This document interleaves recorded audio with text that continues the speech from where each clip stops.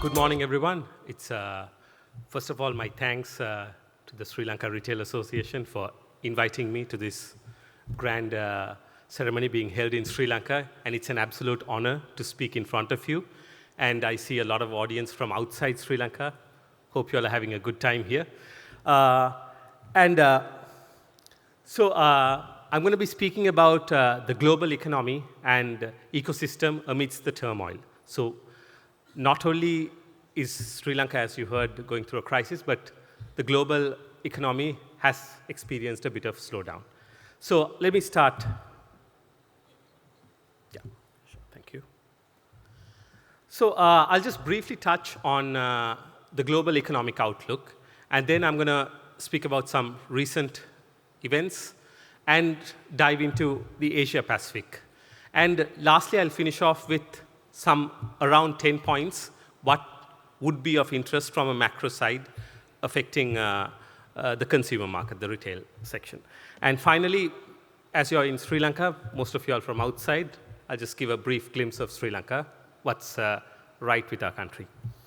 So about the global economic outlook, so the global growth is projected at around 3.2% by the IMF, and for next year, 3.3%. So it is growing, but on a much slower pace.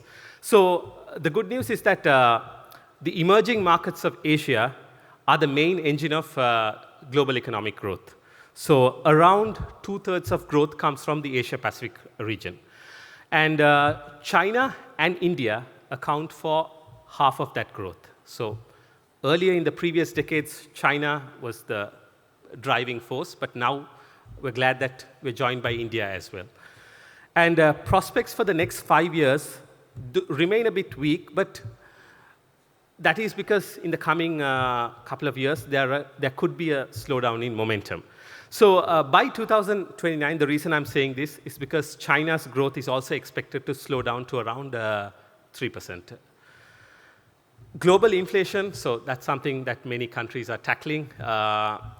It's showing at just below 6% this year, and it was at around 6.7% last year. So it is slowing down, but there's a lot to go further. So the main challenges would be from the monetary side and the fiscal side. By monetary side, what I mean is inflation.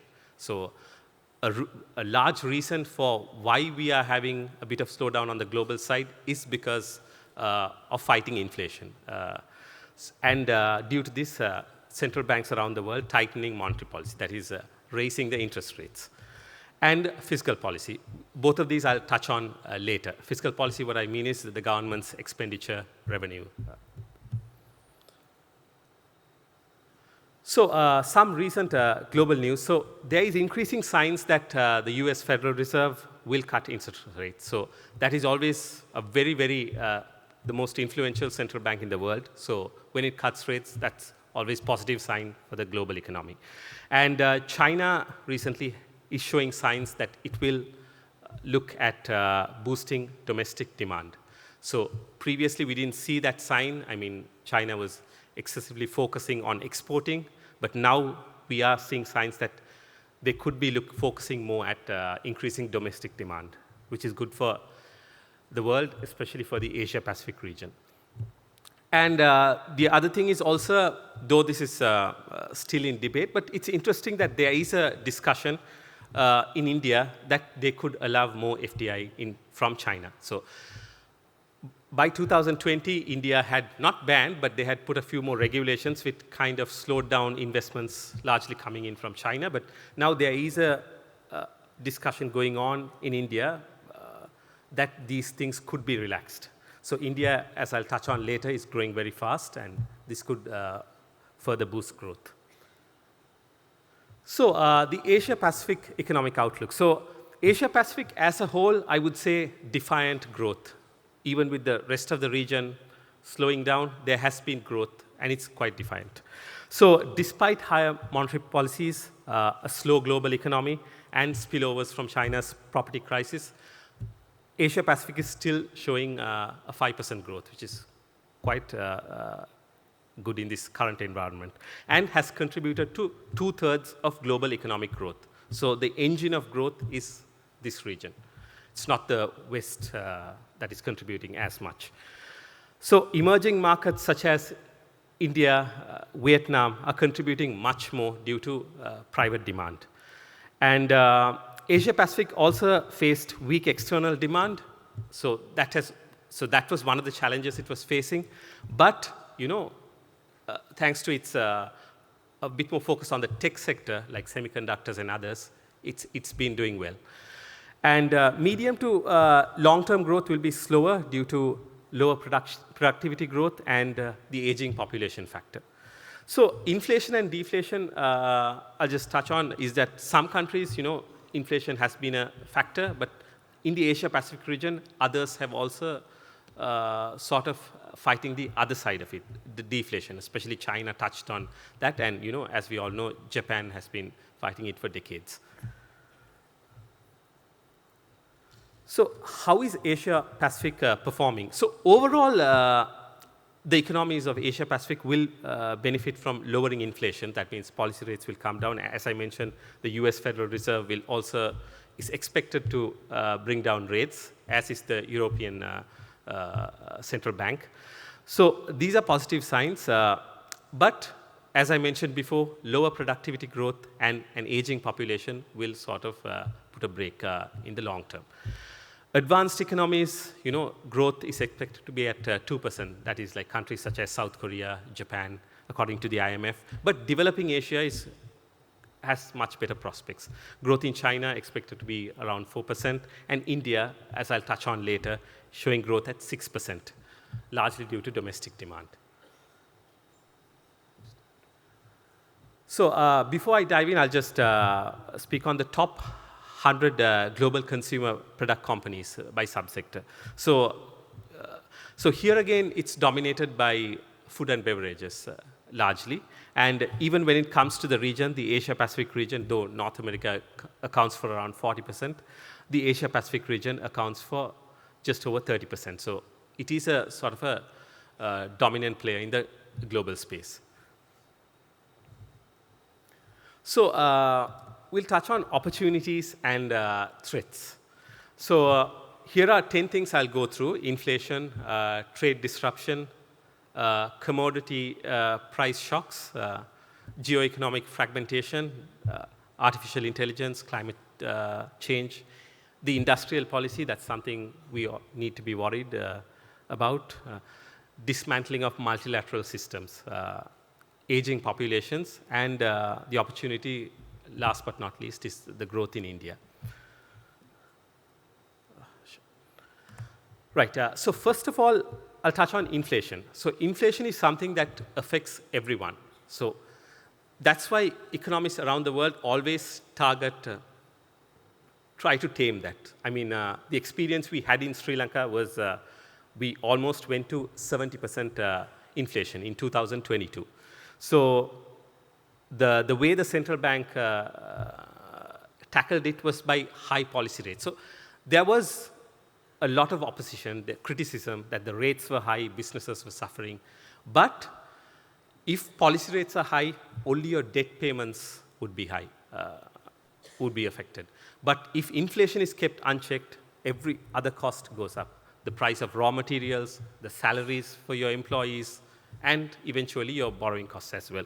So that's why the Sri Lankan Central Bank and what you're seeing around the world, they're raising policy rates. So by policy rates, I mean the central bank rates, which is the minimum interest rates. So this is why central banks around the world have kept a tighter policy, higher inflation, interest rates to control inflation. And as I mentioned, the inflation is coming down, so hopefully we will have less interest rates and we could be driving growth. So deflation is also another issue, as in the case of China, which experienced it briefly here and there, and Japan is an example. Of course, for decades they have been struggling with deflation, so much so that their interest rates are negative for most of their period. So here again, when you have deflation, it means people don't see a thing for spending, and then production goes down, and then there's more job losses, and it's eventually a cycle. So economies don't grow in that period. So there is very long-term stagnation. So always inflation should be controlled, but there should be some sort of inflation. Like usually the Western countries keep a target at around 2%. Sri Lanka at the moment has kept it at 5%. So inflation, deflation could at times be more dangerous than moderate inflation. Of course, high inflation, hyperinflation is the most dangerous that we've seen in countries such as Zimbabwe and Lebanon. So the second thing is trade disruption. So wars in the region, attacks on international ships have been driving prices up and transport times also up. So this can increase trade costs. So this will especially affect the retail sectors and cause inflationary pressures.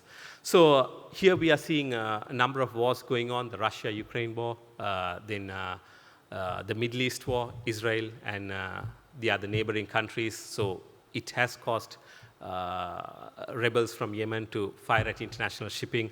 So this has also resulted in ships not taking the normal route through the Red Sea, but going around Africa. So this means that when there is limited shipping capacity, it means they have to take a longer route. That means limited amounts of ships for a certain time period, which means lesser volumes are being given out. So lesser volumes means prices would be higher.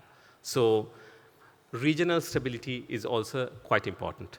So Asia-Pacific countries especially are highly, some of the island countries are highly import dependent, like Sri Lanka, for example. And not most of them are on the international trade routes. So this is having a very damaging effect on them, the trade disruptions.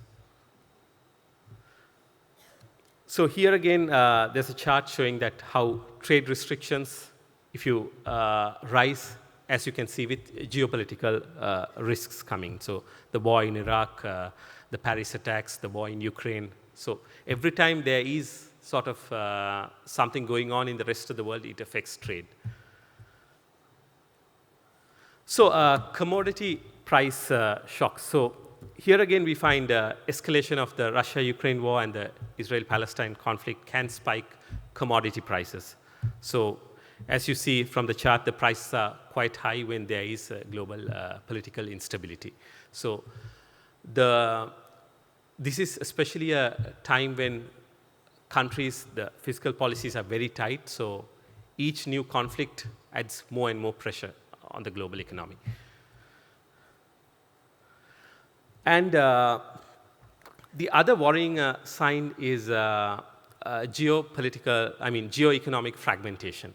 So here, as I mentioned, restrictions on trade. So trade, as I'll speak, trade has been a major reason for economic growth, globalization.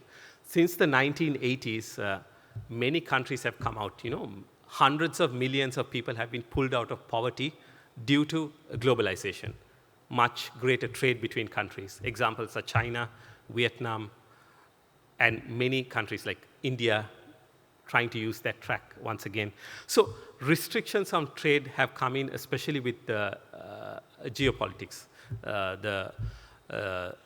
The greatest would be the US-China rivalry, which was very intense during the Trump administration, and which I'll show in the next slide.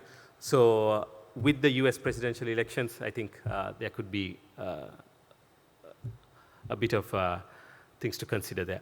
So cross-border movement of capital, which is very important. Some countries have the innovation capacity, but the other countries have the capital. Or like, for example, when it comes to innovation, countries such as Israel and others do very well. But the capital is mostly in the US. When it comes to manufacturing, China is the manufacturing superpower of the world. But most of the capital, once again, comes from Western countries. So when there are restrictions on cross-border movement of capital, it affects us, especially at a time when we have to focus on these things to fight very crucial things such as climate change and others. So the same goes for technology. Technology, rather than 200 countries or a couple of superpowers such as the US and China and Japan and the Western countries trying to innovate within their countries, it's always good that you find the comparative advantage and innovation comes through. So these are very, very crucial things, especially a free movement of goods and free movements of ideas, technologies. So especially for Asia Pacific region, so many countries are deeply integrated into the global supply chains. So that's how this thing. So I've always given the example of how South Asia is not growing as fast as Southeast Asia or East Asia. That is because here it's more done individually. There the supply chains are integrated. So even within industries, certain countries which have the comparative advantage produce certain parts of the supply chain. So there is more intra-industry trade happening within the Southeast Asian nations. So that's something that South Asia needs to learn from. So large number of trade restrictions continue to be imposed, even by the Biden administration. So if there is a possibility of the Trump administration coming to power, we could be seeing more confrontation. So these are not necessarily the best things for the global economy. So trade between US and China have declined. So trade moving away from between US and China, so with the rest of the world saying the China one policy, that is not necessarily good in the short to medium term. Because though we can pick Vietnam or other countries, I mean, it will take some time for them to match the infrastructure that China has. So in the short to medium term, prices could be higher or the quality could be compromised. So eventually in the long term, that's something for us to see. But in the short term, this can lead to lengthening of supply chains inefficiencies. So further geopolitical fragmentation can also result in reduced FDI, slow innovation and technology adoption. So this is according to the International Monetary Fund. So it's always good that we have greater collaboration between the global economic powers, especially greater relationship between the US and China. So AI, I mean, the previous speaker explained most of the details, but from an economic side, I would say there are positives and some negatives. So overall, I'm always quite positive on this front. The Asia-Pacific markets are much better prepared for this than other regions due to better digital infrastructure. Innovation climate is much better, and the human capital is more trained or equipped better. So I think this region will benefit much greater, especially when it comes to AI. And innovation and economic growth are very vital. That's why I mentioned that we need to have technology flowing, an open mind. Best example is Silicon Valley. So many countries have tried to set up similar things but have failed. You know, one thing you can say the advantage of the United States is that an open mind innovation is quite high. So I've written a paper for the IMF, which was voted as one of the most popular ones, was the direct link between innovation and economic growth. So in Asia Pacific, as I mentioned before, aging population. So we are not going to get, so basically what most people don't know is that this whole thing about economic growth only came in the last about after the 1700s. So before 300 years, for centuries, there was nothing called economic growth. So because there was no innovation. So it's usually a country's economy would expand if they invaded another country or their population grew much better, faster than the others. So innovation started economic growth when the productivity increased. So this, throughout the globe, we have seen the steam engine. So that caused economies to grow. Then we had the railroad.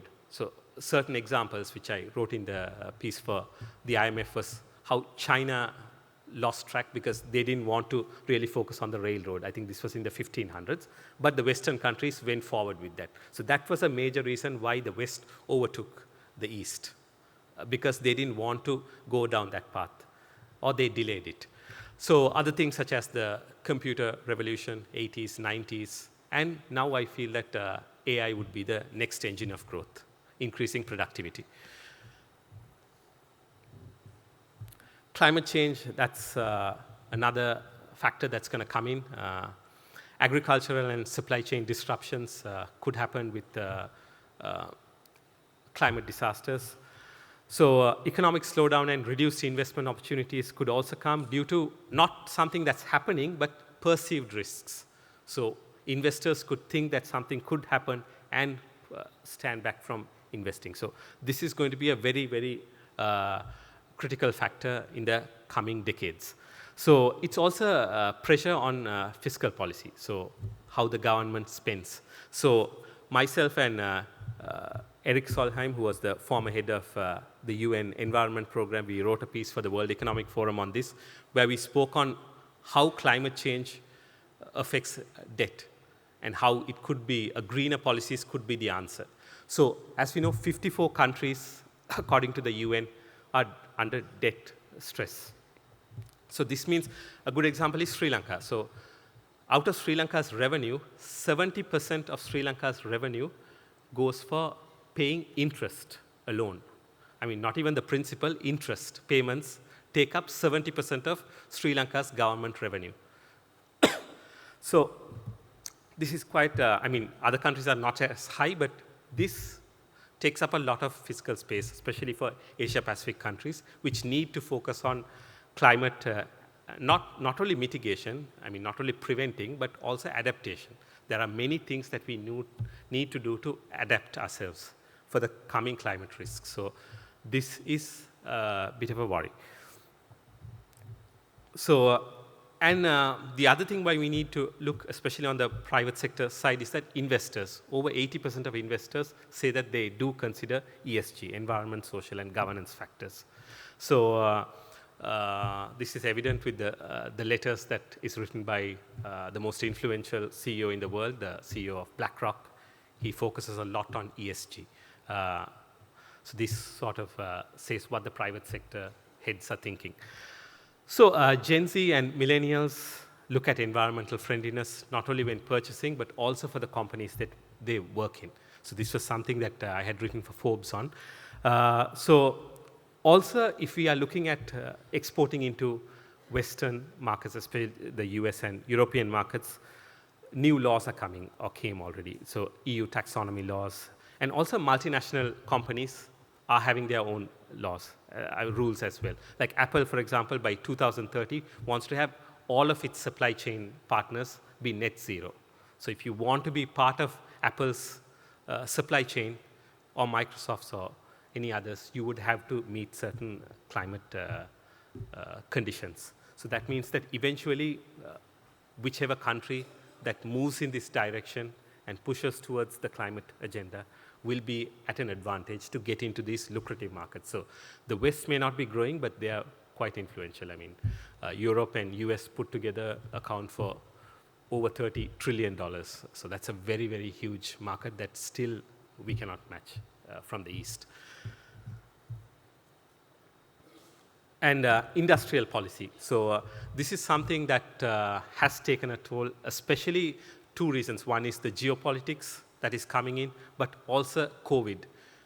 Corona had shown that, it's not about the cheapest supply chains, but it's also about the safest supply chains. Many countries, if they look at their own needs and maybe even cut out on exports. So there has been a sort of a shift towards focusing on producing certain things inside the country. So this this means outlook for trade is weak due to the influence of industrial policy, and this also takes a heavy hit on innovation and many others. Like, for example, we saw the US trying to produce semiconductors, electric vehicles inside their borders. So retaliation also comes. We see South Korea retaliating. So industrial policy has, so I've been saying this, there is a sort of a difference. I mean, for example, if you look at China before 78 and after 78, India before 91, after 91, and many other countries, why were they not growing before that, and why were they growing fast after that? So it comes down to just a couple of things. Investment policies and trade policies changed. That is the answer. I mean, India opened its economy for investments, trade. So here again, let me just give an example of import substitution, which is another word for industrial policy of trying to produce everything inside our borders. Argentina. In the early 1900s, Argentina was the 5th largest economy in the world. And at one point, they were going to rival the US. What changed was 1950s. I mean, Sri Lanka also tried this in the time of our former prime minister, one of our prime minister, Srimawa Bandaranaike in the 70s. And there is certain sections who are advocating for this even right now in Sri Lanka. So Argentina went wrong because it had very good industries which were exporting well, like the agriculture sector, everything. So what they thought was they wanted to become self-sufficient, produce everything inside. So they moved resources, I mean, resources are very limited, towards sectors so that these can produce to supply within them. What happened was the local industrialists got too comfortable. I mean, the government has put up tariffs, banned certain items. Now they had no competition from outside, so they had a ready market domestic. So they started producing. The quality was much lesser, the prices were higher. And then what happened was these products obviously cannot be exported because Argentina cannot produce everything by itself. And if you look at, for example, global trade, about 2 to 3 products are dominated by certain countries like cars, Japan, Germany, soybean, US, Brazil, semiconductors, Taiwan. So no country in the world can produce everything within themselves. Even China, to produce an iPhone, imports from 43 different countries. So the greatest manufacturing superpower, China, cannot produce a phone on its own. So many smaller countries doing this is the cause of their economies to slow down. So Argentina, eventually, their export industries became less competitive.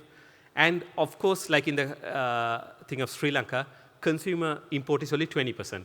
Intermediate and capital good imports are 80%. So even if you're trying to produce everything, you need some sort of imports. And when your export sector is totally not competitive, it means it's replaced by debt. So that's why over nearly a dozen times, Argentina goes bankrupt, goes to the IMF. Even in the 20th century, Argentina has declared bankruptcy 3 times. So import substitution, it's a route that many countries are taking right now. Worrying is even the champion of free trade, the US, is looking at that. So this Argentina is always an example to many, and India before 91 is another example. Globalization at its benefit, as I mentioned before, globalization has been the driving force, free trade. I mean, hundreds of millions of people have come out of poverty because of this. So usually producing in countries that can make it cheaper and with better qualities and importing it to the West, like how China used it, Vietnam, and many other countries. So a move away from globalization will not be in the best of interests. And the dismantling of multilateral systems. So, for example, the World Trade Organization, so we are seeing disputes among countries. So when the rules-based order, another example that I'll just, it will weaken growth, spur retaliation. So that was also the cause of the depression in the US in the 1930s, when the US imports tariffs on imports from other countries, there is usually a retaliation. So eventually the consumer gets affected. So it distorts trade and resource allocation, will be harder to coordinate policies, especially like climate change and others. So these multilateral organizations like the World Trade Organization, the UN Environment Program, the IMF, so these are all very important. So they bring everybody to the table. So there is a consensus on how we can tackle global issues. And weakening of the IMF, now that countries borrow from elsewhere. Usually it was from the West, but now it's from bondholders, from emerging countries. So it has also seen a weakness, especially in the case of Sri Lanka, how the IMF itself can tackle this. And a unipolar world. So I'm not advocating that the US should remain a dominant power, but examples have shown around the world that, in the 19th century, trade was booming. That was because Imperial Britain, the British Empire, was at its peak, and there was only one superpower. The British Navy ruled the seas, so all other countries complied, there was trade. And the 20th century, at least the second half of the 20th century, was dominated by the US. So we've seen it. So away from unipolar world where it's dominated by one power leads to struggles, competition, and other factors. So aging population, that's also a factor to be looked at.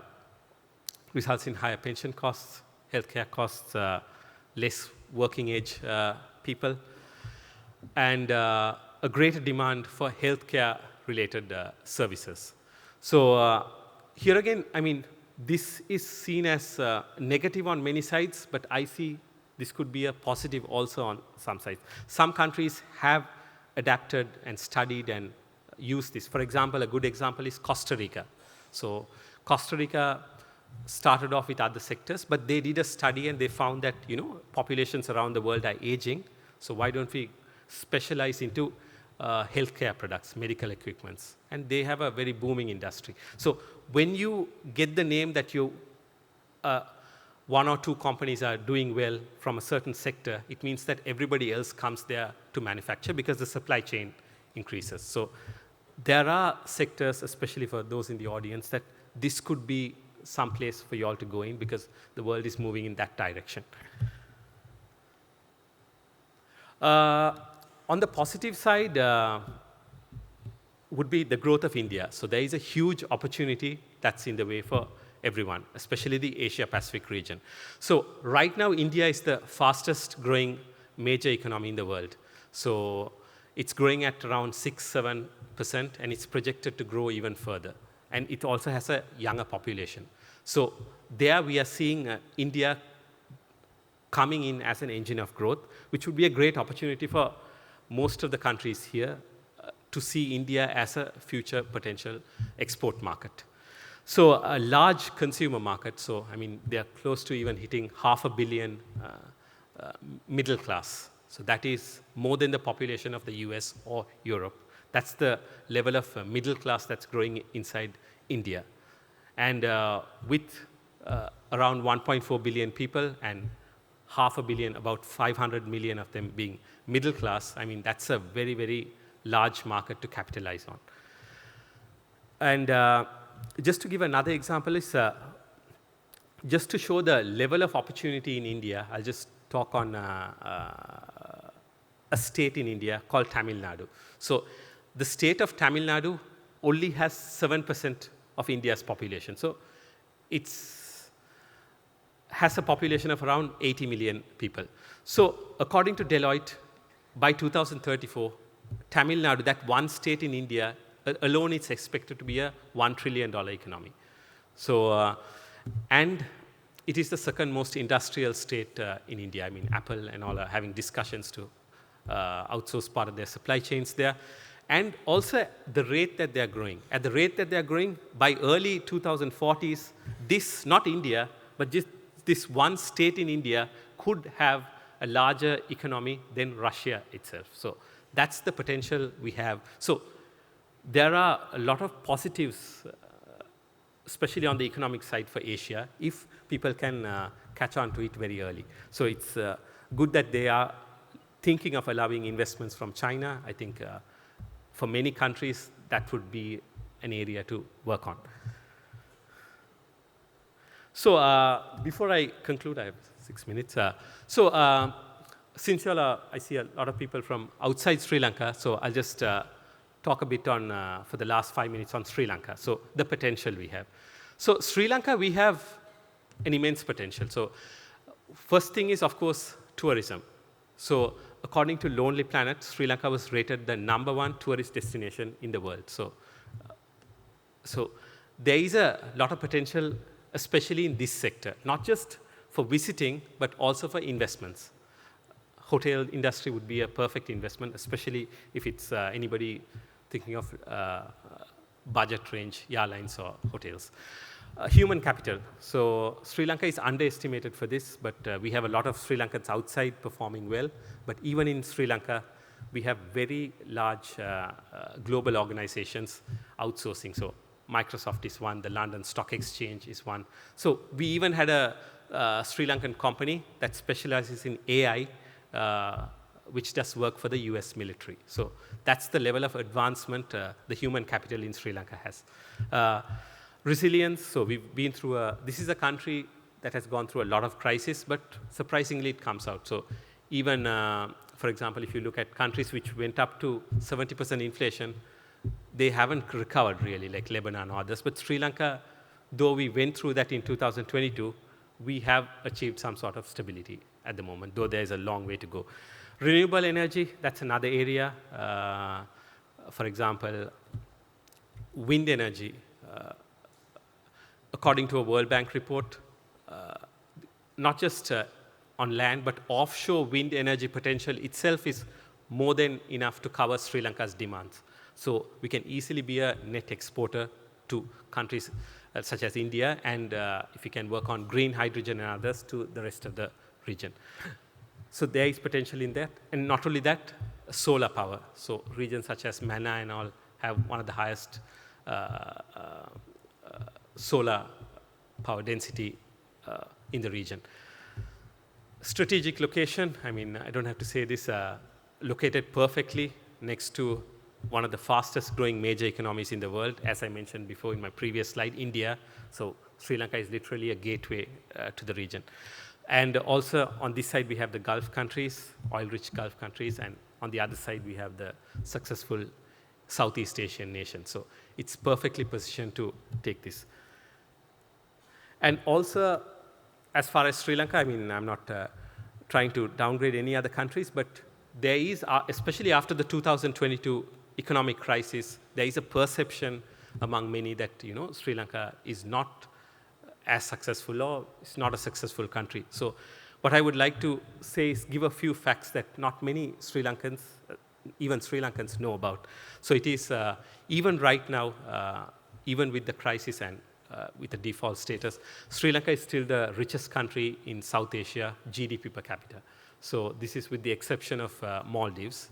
Maldives will consider a small economy with 500,000 people, but when you compare with other countries such as India, Pakistan, Bangladesh, Myanmar, Nepal. So here, Sri Lanka outranks everyone with the highest GDP per capita. So still technically the richest country in South Asia. Sri Lanka scores highest on Human Development Index, so highest in South Asia. So we always had a very good focus towards developing our human capital. When it comes to life expectancy, highest in South Asia, again. So at many times, we were almost equal to Japan in that. When it comes to education index, according to the UNDP, this thing, Sri Lanka, once again, ranked #1. When it comes to health index, according to Statista, Sri Lanka ranks #1 when it comes to healthcare. And according to one of their reports, the public healthcare is even better than the public healthcare of the US. And lastly, the thing is law and order. So democracy, Sri Lanka is considered the oldest democracy in South Asia. So even after so much of crisis, there has never been an unfair arrest of an opposition leader, a past president, and no military coups. So it's a very stable environment, especially for investors and others. So with this, I'll conclude. Just to brief, I looked at some factors from the global side, from the Asia-Pacific side. I mentioned the positives and some of the negatives. So we all like to be very pessimistic. But as an economist, I always have to tell the truth. So there are negatives, but overwhelmingly, the positives for the region are much greater. We are seeing the shift of capital and economic growth clearly towards the east. So this is the region to be, and there are great potentials, like India is one. And there are more reasons to be optimistic than be pessimistic. So more reasons to be positive than negative. Thank you very much.